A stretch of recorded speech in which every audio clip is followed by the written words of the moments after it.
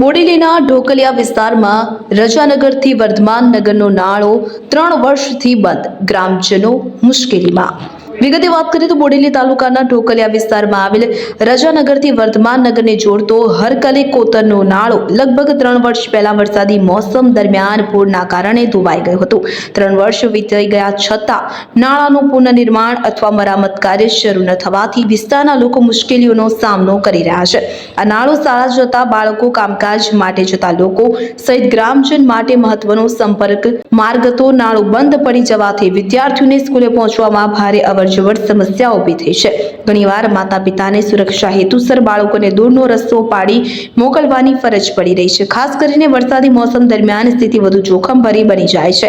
નાના પોલિયા અને માર્ગોમાં પાણી ભરાઈ જતા લોકો ફસાઈ જવાના બનાવો બનતા રહે છે। રસ્તાઓ સ્લીપરી બનતા અકસ્માતની સમસ્યાઓ વધે છે અને ગંદકીની સમસ્યાઓ પણ સર્જાય છે। સ્થાનિક લોકોએ નાળાની મરામત અંગે સંબંધિત વિભાગ પાસે અનેક રજૂઆતો કરી છે, પરંતુ હજુ સુધી કોઈ કાયમી પગલાં લેવામાં આવ્યા નથી। વિસ્તારના નાગરિકો આશા વ્યક્ત કરી રહ્યા છે કે તંત્ર તાત્કાલિક નાળાનું સમારકામ હાથ ધરશે કે જેથી લોકો ફરી સુરક્ષિત રીતે અવરજવર કરી શકે। વચ્ચે હરખલી કોતર આવેલ છે। હરખલી કોતરના 3 વર્ષ પહેલાં પૂર આવતા આ નાળું સ્થગિત થઈ ગયું હતું, જેથી તંત્ર આવી અને નાળાને તોડી અને સફાઈ કરી નાખ્યું। આજ દિન સુધી એ લોકોએ પગદંડી રસ્તો બનાવી નથી આપ્યો અને આજે પબ્લિક એમના બાળકો, વર્ધમાન નગરના બાળકો ચારીને પ્રાથમિક શાળા ઢોકલિયામાં આવેલ છે, એ લોકો કોતરની ગટરના પાણીની અંદર થઈ અને બાળકો સ્કૂલમાં જાય છે, પણ તંત્ર નિષ્કાળજીથી કોઈ ધ્યાન દોરતું નથી। તંત્રને અમારે વહેલી તકે એવું જણાવવાનું કહેવું છે કે વહેલી તકે પગદંડી પણ રસ્તો બનાવી આપે કે જે બાળકોને સુવિધા મળી રહે। શું નામ? બોલો લાલખાન ગાલેકર। અમને તકલીફ છે। અમારા તો ઘરના નજદીક છે કોતરડું, બધા કચરા નાખી જાય છે, બરાબર। અમને એટલી ગંધ મારે છે કે અમારે તો રહેવાતું નહીં। અમે કઈને થાકી ગયા। તલાટી આવે છે, સરપંચ આવે છે, બધા જોઈને જતા રહે છે, મગર કઈ એનો ઉપયોગ કાઢતા નથી।